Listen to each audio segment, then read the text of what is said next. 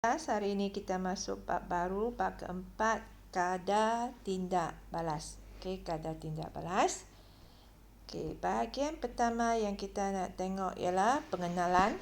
Apa maksud kadar tindak balas? Jadi tindak balas tu mungkin boleh berlaku dengan cepat. Okey, dengan cepat. Nasat.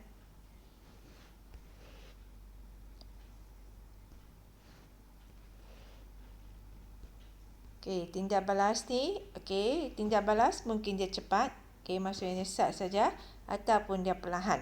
Okey, dia perlahan. Jadi ada dua jenis tindak balas. Kita nak tengok dia cepat ke perlahan. Okey, tapi tak kira dia cepat ataupun perlahan, kita akan mula dengan bahan tindak balas. Bahan yang kita mula-mula ambil. Jadi tindak balas kimia merupakan satu proses pertukaran bahan tindak balas untuk menghasilkan hasil. Maksudnya selepas tindak balas, dia akan menghasilkan benda yang baru yang kita panggil hasil tindak balas. Okey. Sebagai contoh, dia bagi contoh di sini kalau kamu tengok tindak balas antara bahan tindak balas. Sebagai contoh, kalau kita tengok persamaan di bawah, iaitu kita gunakan dua jenis bahan kimia. Ini adalah bahan tindak balas plumbum nitrat. Kita campur dengan kalium iodida. Okey, selepas dua ni kita campur, dia akan menjalankan tindak balas kimia, dan ini adalah hasil dia, iaitu kita ada plumbum 2 iodida dengan kalium nitrat. Maksudnya dua ni adalah hasil. Okey, jadi yang ni adalah bahan kita mula-mula guna. Selepas mereka tindak balas, ini ialah hasil. Okey, jadi kita ada bahan dan kita ada hasil. Okey, hasil tindak balas. Okey, kita tengok dua graf di bawah. Okey, iaitu graf yang pertama, kalau kamu tengok yang sebelah kiri ni, ialah dia tunjukkan bahan tindak balas. Okey, jadi selepas kita jalankan tindak balas, bahan ni akan semakin kurang. Okey, sebab mereka sudah bertindak balas. Jadi dia tunjuk di sini kuantiti bahan tindak balas memang akan berkuranglah selepas mereka bertindak balas, sehingga akhirnya mungkin akan habis. Okey, mereka akan jadi kosong. Jadi kamu tengok sini sampai sini sudah jadi kosong. Okey, bagi graf yang sebelah kanan, dia adalah untuk hasil. Jadi kita dapati hasil itu semakin meningkat. Maksudnya mula tindak balas tu sikit, lepas tu semakin bertambah. Jadi dia tunjuk di sini kuantiti hasil tindak balas bertambah. Jadi yang ni adalah dua graf. Satu ialah menunjukkan bahan, satu ialah hasil. Jadi bahan semakin berkurang, semakin lama semakin berkurang, tapi hasil semakin lama semakin bertambah. Okey, jadi ada dua jenis graf ini. Okey, lepas tu kalau kita tengok perbandingan di bawah, okey, yang sebelah kiri masih lagi berkaitan dengan bahan. Jadi sebagai contoh, kita ada dua bahan di sini, bahan tindak balas. Kita ada warna merah dengan warna yang biru. Okey, kita dapati bahawa merah ni, kalau kita tengok merah ni, dia akan berkurang sampainya kosong. Akhirnya, kita dapati dia lebih lama. Dia ambil masa yang panjang baru dia habis. Okey, jadi maksudnya kadar tindak balasnya adalah kita panggil perlahan. Okey, jadi yang dia tunjuk merah ni tindak balas perlahan. Kuantiti bahan tindak balas berkurang dengan perlahan. Maksudnya ambil masa yang panjang baru dia habis. Okey, manakala kalau kita tengok yang biru ni, dia juga akan berkurang, tapi dalam masa yang singkat dia sudah habis. Jadi masa dia pendek. Okey, saat saja dia sudah habis. Okey, dia habis bertindak balas. Jadi kita katakan tindak balas ni adalah lebih cepat. Maksudnya mereka dalam masa yang singkat mereka sudah habis bertindak balas. Okey, yang ni ialah untuk bahan. Okey, kita tengok yang sebelah kanan. Okey, sama juga dia ada bagi dua garis di situ, ada yang merah. Okey, merah ni adalah, yang ni graf ni adalah tunjukkan tentang hasil. Jadi hasil dia akan semakin banyak sampai yang kemuncak, tapi maksimum. Dia ambil masa yang panjang untuk menghasilkan hasil tindak balas. Masanya lama baru boleh dapat hasil yang banyak. Jadi kita dah katakan tindak balas ni adalah perlahan. Manakala kalau kita tengok biru, okey, dia ambil sat saja, dia sudah sampai maksimum banyak. Okey, maksudnya dia boleh hasilkan hasil itu dalam masa yang singkat. Jadi tindak balas ni adalah lebih cepat. Jadi kalau kita tengok sini, katakan menghasilkan isi padu yang sama, yang ni sat saja tu sudah sampai. Jadi yang graf yang warna biru ni, dia adalah lebih cepat. Yang merah tu lebih perlahan. Okey, kalau kita tengok carta di sini, okey, bagi carta di sini, kalau kita tengok carta, okey, dia ada tunjuk dua jenis tindak balas tersebut. Okey, tindak balas cepat dengan tindak balas yang perlahan. Dia ada kesamaan, maksudnya kedua-dua pun akan bahan akan semakin berkurang. Selepas tindak balas, bahan memang akan berkurang, hasil akan bertambah. Kedua-dua pun samalah. Okey, semua akan berkurang, bahannya akan berkurang, cuma masanya singkat ataupun dia ambil masa yang lama saja. Okey, perbezaan dia kalau kita tengok bagi yang cepat, okey, kalau dia tindak balas yang cepat, okey, kalau kita tengok masa, maksudnya dia sat saja sudah habis. Okey, jadi mengambil masa yang singkat saja untuk menjadi lengkap. Okey, kadar tindak balas, dan kalau dia mengambil masa yang singkat saja, maksudnya dia sangat cepat, maka kadar tindak balasnya adalah tinggi. Okey, maksudnya cepat. Okey, berlaku dalam masa yang singkat. Jadi kadarnya adalah tinggi. Okey, manakala bagi yang sebelah sini, okey, yang tindak balas yang perlahan, okey, iaitu masa ambil masa yang panjang. Okey, lama baru dia habis. Okey, dia perlahan. Okey, dan kadarnya adalah rendah. Okey, kalau dia ambil masa yang panjang, kadar tindak balas adalah rendah. Okey, sebagai contoh, kamu tengok dua gambar di bawah. Okey, gambar foto 4.1 nyalaan gas butana.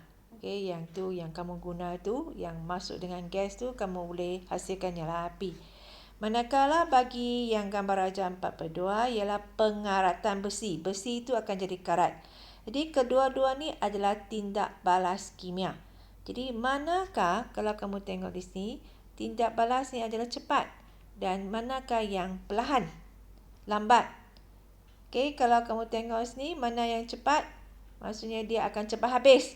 Okey, bahan tu boleh jadi habis ataupun dia hasil dia, bahan tindak balas tu dia akan hilang. Okey, yang ni adalah cepat. Okey, kalau kamu tak tutup, maka gas butana itu, bahan tindak balas tu akan habis diguna dalam mungkin 1 jam. Okey, dia akan habis. Okey, jadi tindak balas ni adalah tindak balas yang cepat. Maka manakala kalau kita nak tengok besi ni nak jadi karat bukannya sehari. Okey, dia mungkin guna berbulan baru dia boleh jadi karat. Jadi tindak balas ni adalah tindak balas yang perlahan. Okey, yang ni perlahan. Okey, jadi ini kedua-dua adalah tindak balas tapi mereka ambil masa yang berlainan. Ini ambil masa yang singkat, sat saja. Ini ambil masa yang panjang baru dia karat. Jadi kita panggil ini kadar tindak balas yang perlahan. Ini adalah perlahan. Okey? Okey, untuk mengira kadar tindak balas tu sama ada dia kadar itu tinggi, maksudnya dia cepat, ataupun dia adalah perlahan, okey, kadar tindak balas yang rendah, kita boleh gunakan formula di sini, iaitu formula di sini ialah kita guna perubahan bahan, kuantiti bahan, kita boleh guna bahan tindak balas ataupun kita guna hasil tindak balas. Okey, kita guna pilih mana satulah yang bersesuaian dengan soalan. Lepas tu kita bahagi dengan masa. Berapa lama dia mengguna habis bahan tersebut ataupun berapa lama dia menghasil bahan tindak balas tu. Hasil dia dapat selepas masa tertentu. Okey, kita boleh tengok contoh di bawah. Okey, kalau kamu tengok contoh di bawah, dia menunjukkan bahawa ada 0.3 gram pita magnesium, iaitu yang pita magnesium. Kalau kita masuk ke dalam asid, dia akan bertindak dengan asid. Kamu tengok gelombang udara, dia keluar gas.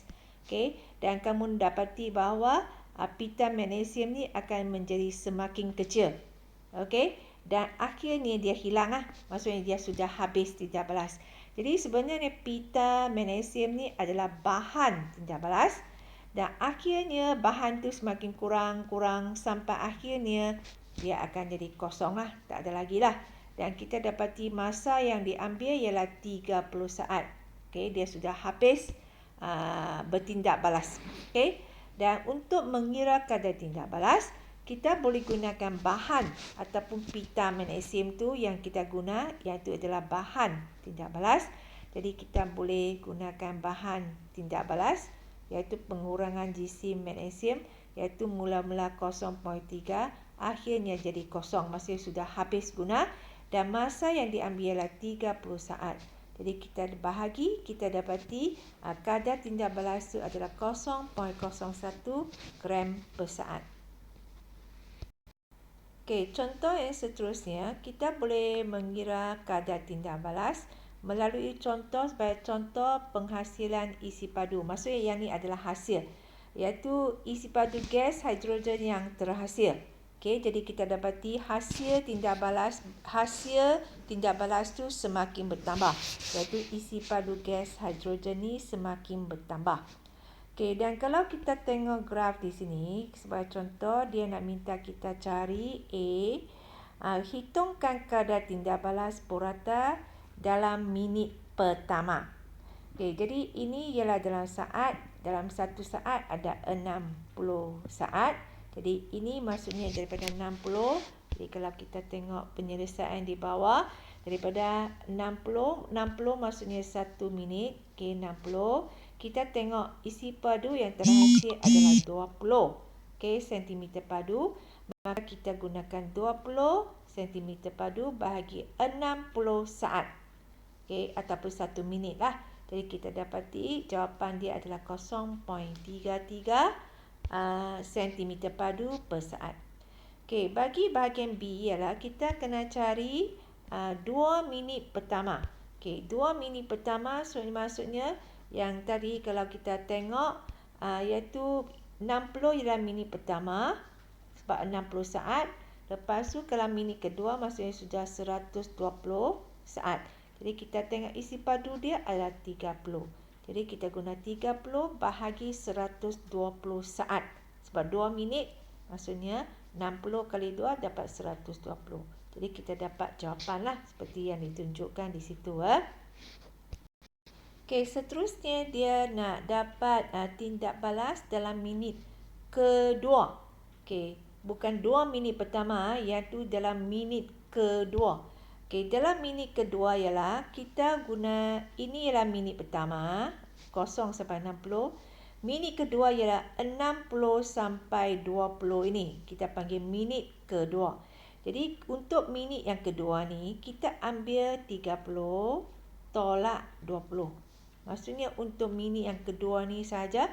Jadi kita guna 30 tolak 20. Dan masa dia sebab minit kedua ni ialah 1 minit sebenarnya. Okey, iaitu kita guna bahagi 60. Okey, jadi kita dapat jawapan seperti yang tunjukkan. Lepas tu kalau dalam minit ketiga. Dalam minit yang ketiga maksudnya ini. Daripada sini 120 sampai 180. Ini adalah minit ketiga. Jadi sama juga kita guna 35 tolak 30. Okey, 35 tolak 30. Dan masa dia pun untuk 1 minit iaitu 60 saat. Okey, jadi kita boleh dapat pengiraannya. Okey, dan yang terakhir adalah kita nak cari keseluruhan. Okey, kadar tindak balas keseluruhan. Jadi keseluruhan kita terus ambil jumlah hasil keseluruhan iaitu 35, iaitu ini 35 bahagi jumlah masa iaitu 180 saat. Jadi kita terus dapat tindak balas keseluruhan. Okey, jadi ini ialah untuk tindak balas. Jadi harap kamu semua boleh faham. Okey, kalau tak faham kamu boleh tanyalah. Okey, tanya cikgu kemudian dengan gunakan WhatsApp ke ataupun Telegram.